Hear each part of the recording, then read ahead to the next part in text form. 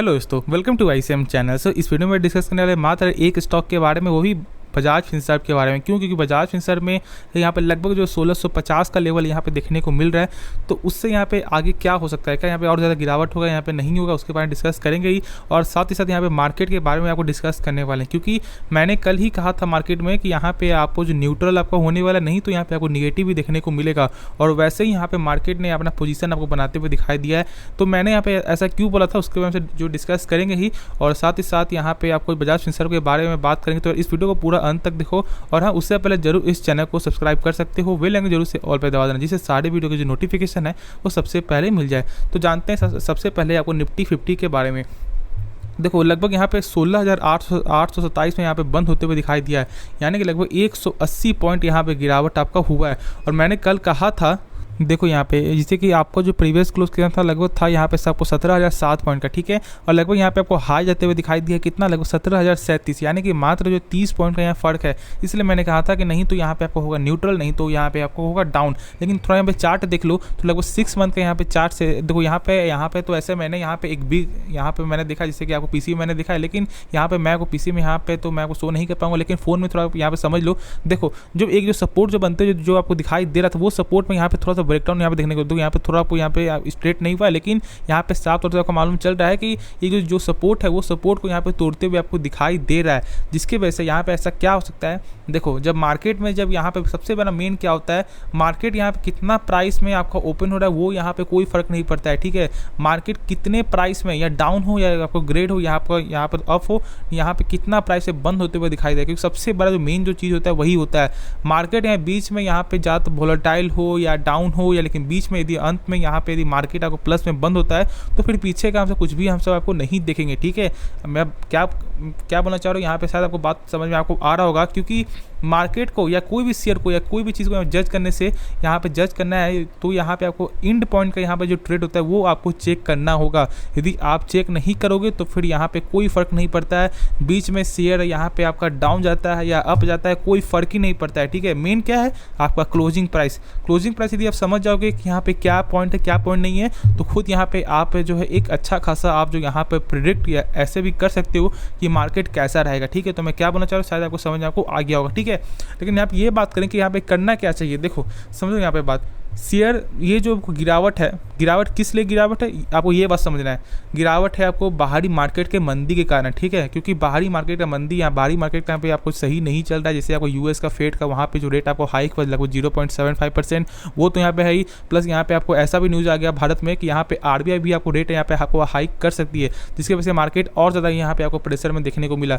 तो इसके कारण क्या हो रहा है कि जो शेयर जो यहाँ पे जो निफ्टी जो चाह भी नहीं रही है गिरावट का, तो लेकिन बाहरी मार्केट का मंदी कारण ऐसा गिरावट हो रहा है, ठीक है।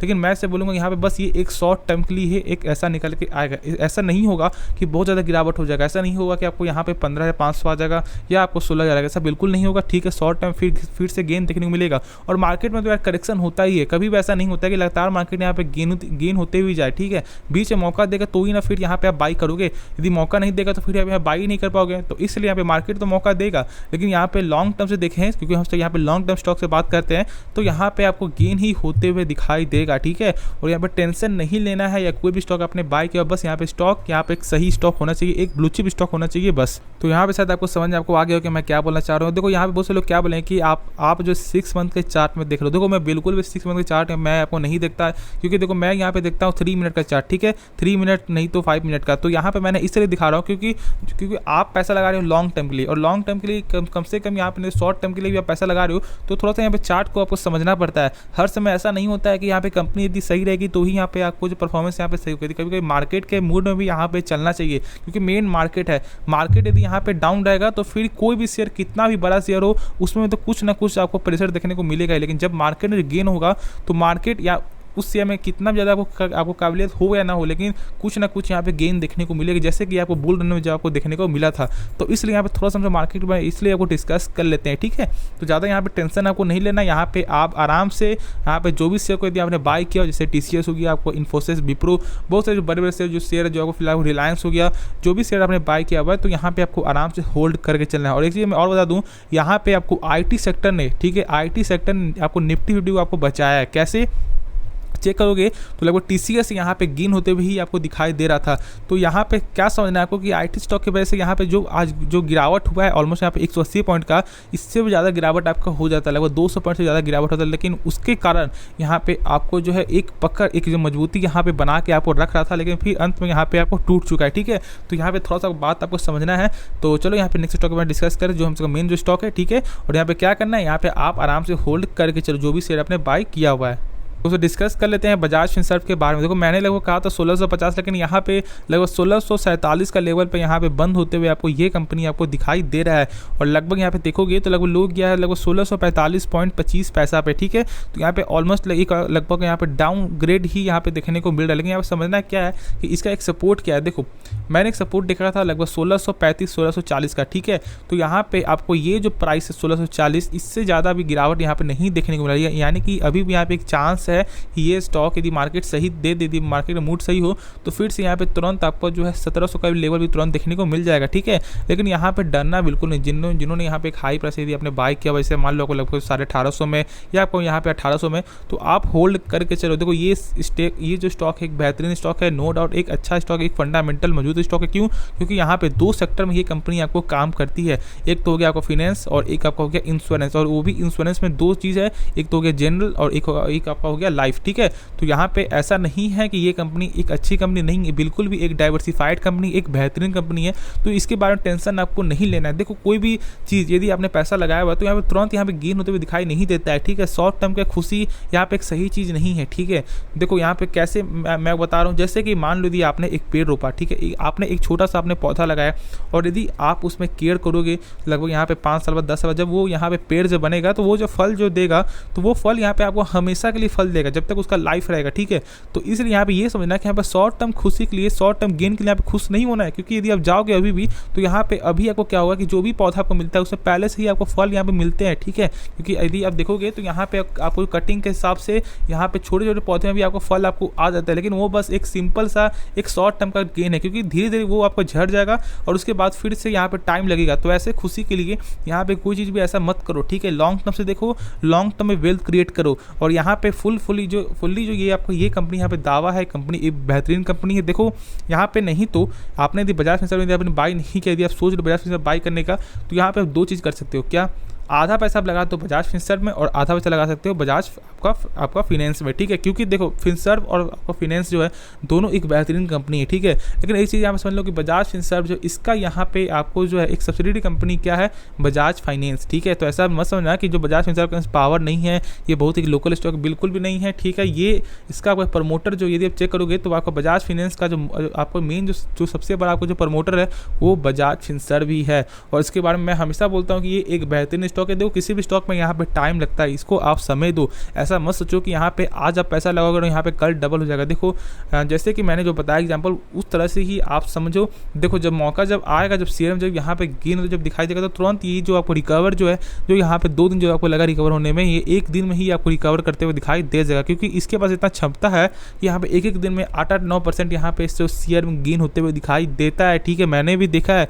तो इसलिए यहाँ पे डरना बिल्कुल भी नहीं है, आप यहाँ पे आराम से होल्ड करके चलो। क्योंकि देखो यहाँ पे आपने तो पैसा लगाएगा शॉर्ट टर्म के लिए और नहीं तो यहाँ पे आपने लगाया होगा लॉन्ग टर्म के लिए। ठीक है, हाँ, लेकिन आपको रिस्क इनका हो जाता है जो यहाँ पे फ्यूचर में यहाँ पे बाई करते हैं। ठीक है, जो यहाँ पे आपको जो लगाते हैं इंट्राडे, तो यहाँ पे तो आज तो आपको हो ही गया होगा। और साथ ही साथ जो जब लोग लगाते हैं आपको स्विंग ट्रेडर में, तो इनका दोनों का यहाँ पे रिस्क होता है। ठीक है, लेकिन जो आपने शॉर्ट टर्म जो पैसा लगाया हुआ है आपने CNC में, तो फिर डरना आपको नहीं है। ठीक है, तो यहाँ पे आपको क्या करना है, आराम से होल्ड करके चलो इस कंपनी में। क्योंकि मैंने बताया था लगभग यहाँ पे ICICI ने भी यहाँ पर टारगेट आपको दिया था लगभग 1850 का, तो फिर यहाँ पे आपको आराम से होल्ड करना चाहिए। तो मैं हमेशा ऐसा बोलता हूँ कि आप जो है किसी के कहने पे भरोसा मत करो, या आप जो ब्रोकर के कहने पे बात यहाँ पे भरोसा नहीं रखना है। खुद यहाँ पे कंपनी के बारे में जानना है। कंपनी का यहाँ पे आपको हर चीज़ सही निकल के आता है, जैसे कि आपको जो यहाँ पे ROC आपको सही ठीक ठाक, आपका ROC ठीक ठाक है। ठीक है, और यदि चेक करो यहाँ पे सेल्स कैसे, सेल्स भी सही निकल के आता है, प्रॉफिट भी सही निकल के आता है। बस यहाँ पे एक चीज़ खराबी है और वो है यहाँ पे कैश फ्लो।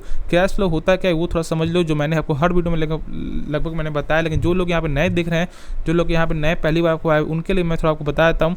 कैश फ्लो आपको ये बताता है, जैसे मान लो कि मैंने कुछ भी आपको बेचा, मान लो मैंने आपको 5 रुपये का मैंने कुछ सामान बेचा आपको, और आपने मुझे पैसा दिया या नहीं दिया, तो ये जो है बात आपको शेयर होल्डर को कैसे मालूम चलेगा कि सही में आपका जो यहाँ पे जो आपने बेचा है उसका पैसा आपको रिटर्न यहाँ पे मिला है, ठीक है। तो उसी को यहाँ पे जानने के लिए हमसे कैश फ्लो यहाँ पे चेक करते हैं, और किसी भी कंपनी का कैश फ्लो यहाँ पे प्रॉफिट से यहाँ पे ज़्यादा आपका होना चाहिए, ठीक है।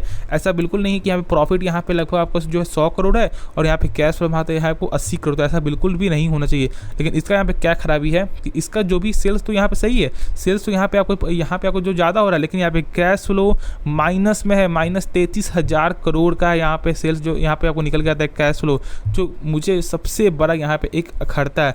ऐसा नहीं कि बस यहाँ पे आपको बजाज फिनसर्व में ही है, बजाज फाइनेंस में भी जो बोलो आप, दोनों में ऐसा ही निकल के आता है, ठीक है। तो ऐसा बिल्कुल भी आपको यहाँ पे नहीं समझना है कि आपको बजाज फिनसर्व एक अलग कंपनी है और एक बजाज फिनसर्व एक अलग कंपनी, ठीक है। दोनों का वहाँ पे कैश फ्लो एक माइनस में कैश फ्लो निकल के आता है, किसी में 33 किसी में 30, तो इसलिए यहाँ पे सही मुझे बिल्कुल भी कैश फ्लो सही नहीं लगता है, ठीक है। तो ये थोड़ा सा एक ड्रॉबैक है, एक बहुत ही बड़ा ड्रॉबैक है, जो लोग यहाँ पे सही से आपको नहीं बताते हैं इसके बारे में सही से नहीं बताते हैं। और आप समझते हैं क्या है कि जो लोग बोल देते हैं यार बाइक कर लो, लेकिन उसका जो क्या खराबी है क्या नहीं खराबी है वो कभी भी आपको नहीं बताएंगे, क्योंकि लोग यहाँ पे क्या चेक करते हैं, मैं सिंपल बता रहा हूँ, मैं आपको ऐसे चेक कराएंगे 5 साल रिटर्न में यहाँ पे 200% का आपको रिटर्न देखने को मिल रहा है, तो यानी कि एक बेहतरीन कंपनी, यार 200% का आपको रिटर्न दे रहा है, एक बेहतरीन कंपनी, नो डाउट यहाँ पे बाइक कर लो। ऐसा बिल्कुल भी नहीं होता है, ठीक है। एक यहाँ पे पेनी स्टॉक भी यदि आप चेक करोगे तो यहाँ पे एक साल के रिटर्न में यहाँ पे 500 के यहाँ पे आपको जो रिटर्न यहाँ पे देखने को मिल जाता है, तो क्या वो स्टॉक अच्छा स्टॉक है? नहीं ना, उसमें तो यहाँ पे आपको वोलेटाइल देखने को मिलता है।